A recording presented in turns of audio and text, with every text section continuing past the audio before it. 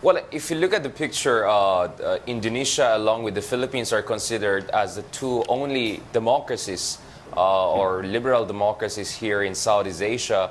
And of course, now, over the past few years, you have somewhere like Joko Widodo or Jokowi, who's known as a leftist socialist person, is now the president of Indonesia. And of course, Ahok, the governor of Jakarta, who comes from a Chinese and a Christian stock, was formerly the vice governor of Jokowi. So you have this new generation of cosmopolitan, progressive leaders like Ahok, like Jokowi. And it seems that this has been too far and too much for some people in Indonesia. And so over the past few years, unfortunately, we see that Indonesia's famed kind of moderate, cosmopolitan, syncretic interpretation of Islam is being increasingly challenged by more puritanical, exclusivist interpretations of Islam. And of course, the Jakarta race for me is a benchmark of whether Indonesia's encouraging march towards a fully functioning liberal democracy will continue, or the country will experience growing internal ethnic and sectarian schism, as we have seen in other parts of the world, as we have seen in Malaysia, for instance, neighboring Malaysia. So this is a very important issue. And in fact, Mike Pence will be visiting the Istiqlal, or the Freedom in Arabic, mosque there in Jakarta.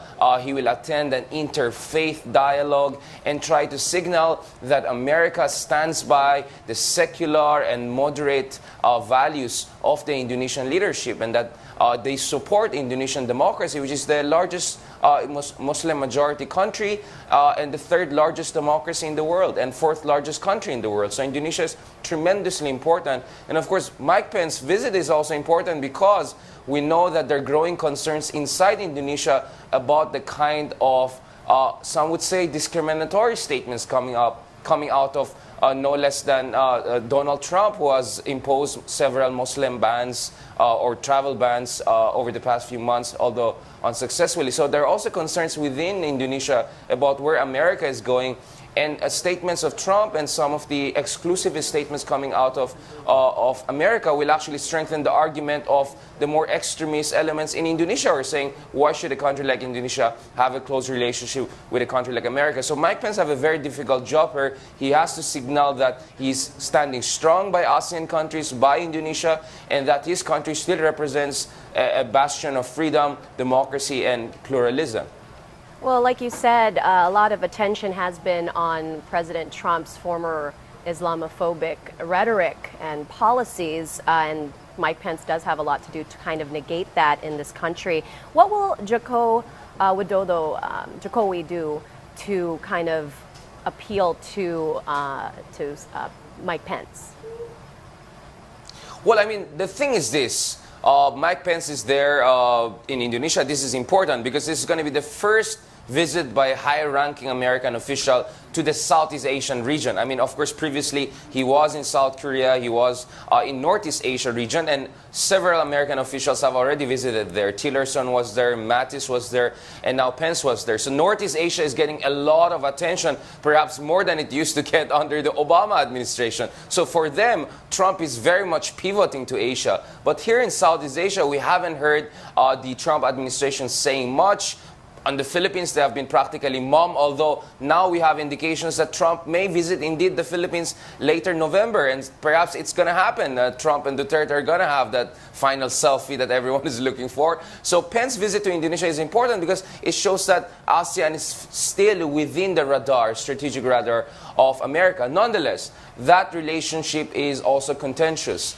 Just shortly before Mike Pence came, Yusuf Kala, the vice president of Indonesia, said that if America is going to go America first and is going to play tough on us on trade issue, on immigration issue, guess what? We can also go Indonesia first, and we can also play tough on trade, immigration, and national security issues. So this is the backdrop for Pence's visit. Now with Indonesia, the first thing I think they're going to discuss is trade, because for Jokowi, diplomacy is primarily about trade. Jokowi has shown very little interest in terms of geopolitics. His primary interest has always been to bring back development to home. Remember, Jokowi was also a former small-town mayor or provincial mayor like Duterte, so he also has that kind of mayoral mindset whereby his focus is national development. Now, the problem is that Indonesia is on the list of 16 countries that is currently under review by the Trump administration for possibly engaging in unfair trade practices. So Indonesia could be targeted by some kind of punitive sanctions. Now, even if Indonesia will not be targeted, the very fact that Indonesia is on that list has been an irritant in bilateral relationship.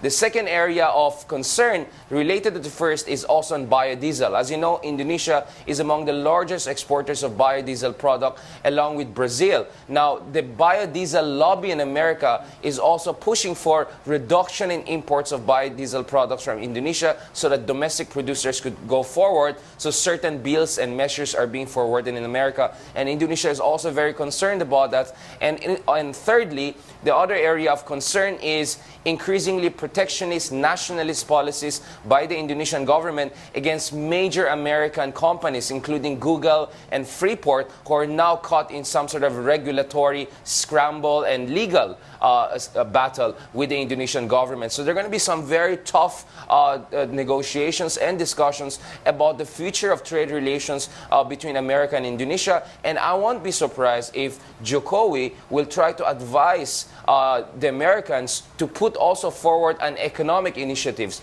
because so far the TPP is dead. The Chinese have multiple trade initiatives, the free trade area for the Asia Pacific and the regional comprehensive economic partnership. So I'm very sure Jokowi is going to tell the Americans, you cannot just be a naval military behemoth, you have to be a major economic player. So there's going to be a back and forth between the two sides, particularly in the trade and economics issue. Yeah.